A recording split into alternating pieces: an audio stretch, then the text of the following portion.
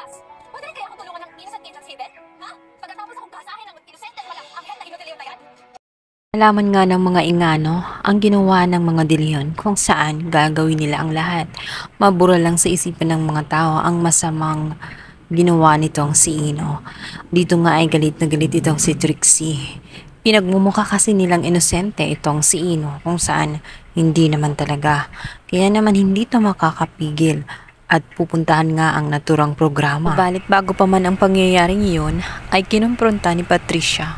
Eto ngang si Lorena, sinabi nito na ang lakas umano ng loob nila na ipresenta ang kanilang anak na mukhang inosente pero sa totoo ay gumagawa ito ng kasamaan. Hindi mapakali si Lorena kung kaya't pinuntahan niya itong si Ino at dito nga'y kanyang maririnig ang isang video audio kung saan nakikipag-usap si Ino sa kanyang kaibigan at matutuklasan niya na talaga palang gumawa ng kasamaan itong si Ino.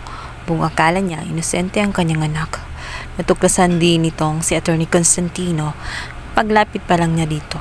Kaya naman, nang pumasok si Ino sa loob ng kwarto ay agad nga siyang binugbog ng kanyang ama. Kaya nagkaroon siya ng pasa.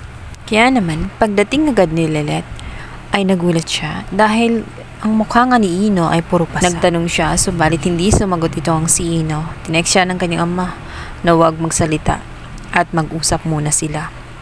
Hindi nila sinabi ang katotohanan. Itutuloy nila ang kanilang plano sa programa ng Innocent Heaven para malinis ang pangalan ni Ino.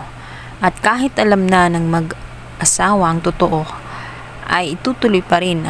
Wala silang option kundi panindigan at kampihan na lang itong si Ino dahil naroon na rin sila sa sitwasyon na iyon. At kahit labag sa kalooban ng mag-asawa, wala na silang magagawa sapagkat nalinis din naman ni Lelet ang kalat na ginawa ni Ino.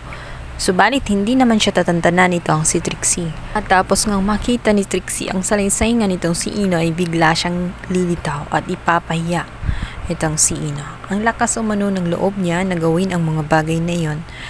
Isa umano siyang inosente. Subalit ang totoo ay nagkukubli siya sa isang balat na hindi naman kanya. Ang pa ni Trixie na kahit umano anong gawin niya ay hindi na magbubura sa isipan ng mga tao ang ginawa niya kay Trixie. At kung pwede ba daw siyang sumali sa naturang programa, matutulungan ba daw siya na maalis ang kanyang depresyon at trauma mula sa sakit na kanyang naranasan. Napaka-ipoktrito umano ng pamilya ng mga De Leon dahil mahilig sila magpaggat at magmanipula ng mga tao. Subalit kahit alam na ni Lorena ang totoo, ay kakampihan pa rin niya itong si